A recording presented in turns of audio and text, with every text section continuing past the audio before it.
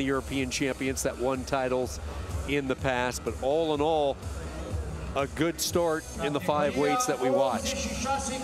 Absolutely, and you have to look at Bulgaria.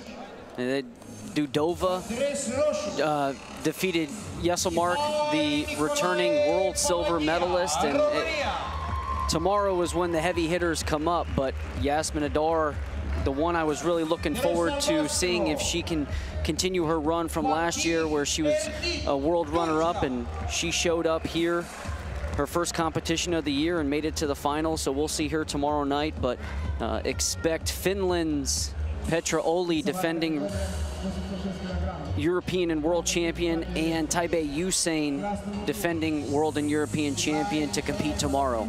It's going to be a lot of fun. Women's semifinals tomorrow night. Then we move into the first 5 finals on the women's side tomorrow. A day dedicated strictly and solely to women's freestyle.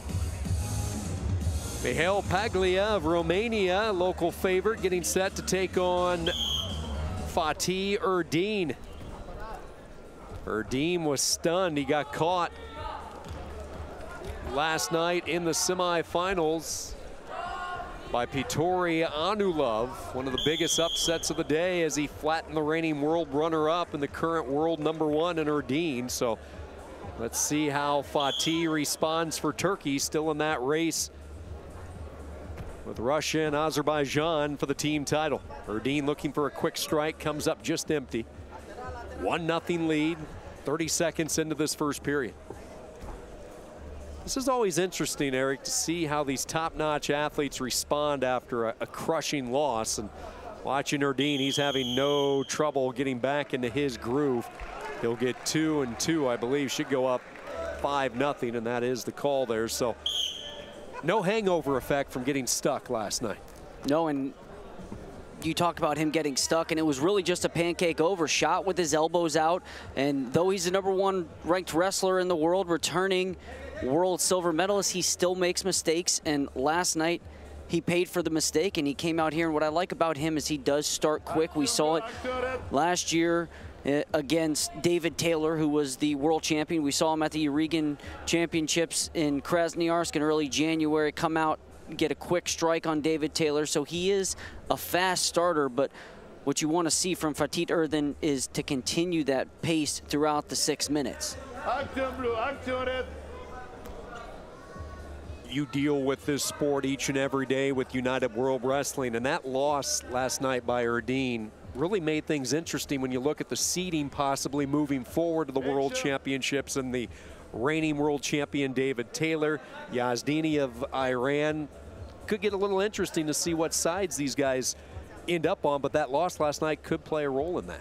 Absolutely, and coming in, he was one of the individuals that I was really paying attention to, because he is ranked #1 in the world right now, and David Taylor comes in as the #2 ranked wrestler in the world, though he is the returning world champion. But David Taylor hasn't competed in a ranking series event since the World Championships. So for Fatih Erdeen, if he was able to win, then he would have potentially locked up that #1 seed at the World Championships, throwing Hassan Yazdani Charati of Iran, the Olympic champion, and David Taylor into the same side of the bracket at the World Championships. So what that does is it would have put a lot of pressure on either David Taylor or Yazdani to compete at the next 2 ranking series events. So it's not good for them, but it's good for the fans, because you know they have to show up unless they want to wrestle each other in the semifinals. Yeah, these championships, even though the Continental, the Asian, the Pan Am, all separated by thousands and thousands of miles, they all intertwine and are connected with the results, and we saw that come through last night in this weight division. Erdeen on a mission here in this bronze medal bout. He is cruise controlling it at the moment. 7-0 on top. First period will come to an end.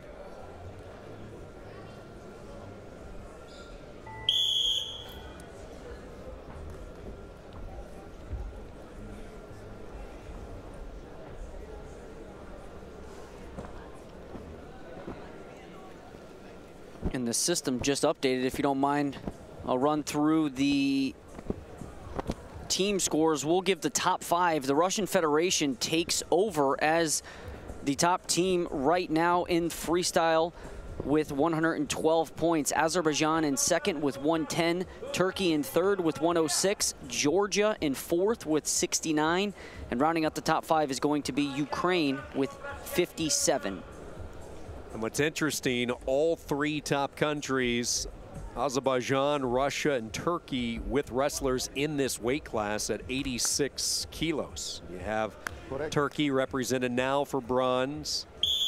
We'll see Azerbaijan in a little bit for bronze. Russia a chance to pick up valuable points for gold in this weight. So real intriguing storyline. It appears to be heading down to the wire between those 3 countries.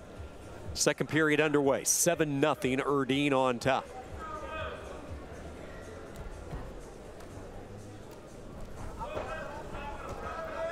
Comes in on a shot. There's a counter, though, by PALAGHIA. Not really in a position to get anything accomplished, so the referee will stop it and restart it and break down the points. What's at stake with these bronze medal matches and what happens if you win the gold. The advancement points have already been established on the gold medal side, so break down what's in store as people start to do some math at home trying to follow their favorite country. So first place at a Continental Championships will receive 12 points. Second place will receive 10. Third place is 8. Fifth place is 6. Seventh place is 4. And 8th place is 2.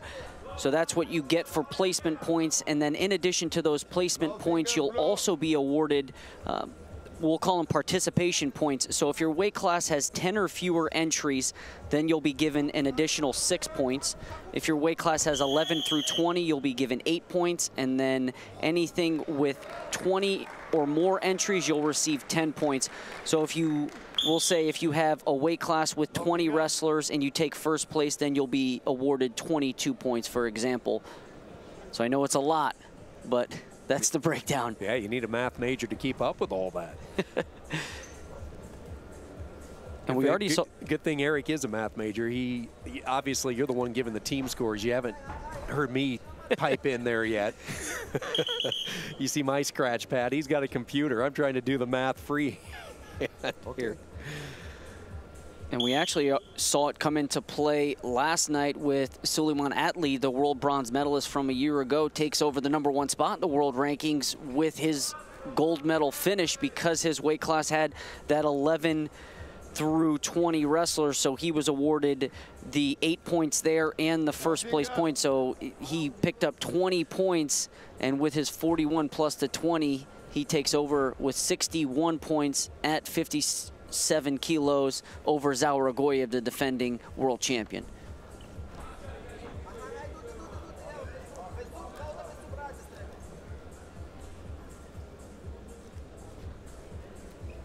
But it adds so much more to the season now that we have these ranking series events. I know that we have to continue to get better, but we started with them last year and we saw the seeds come into play several times with the top 4 seeded wrestlers. And then this year we revamped the ranking system, added a new point structure, new participation point structure, and it's only going to continue to get better, I can say that.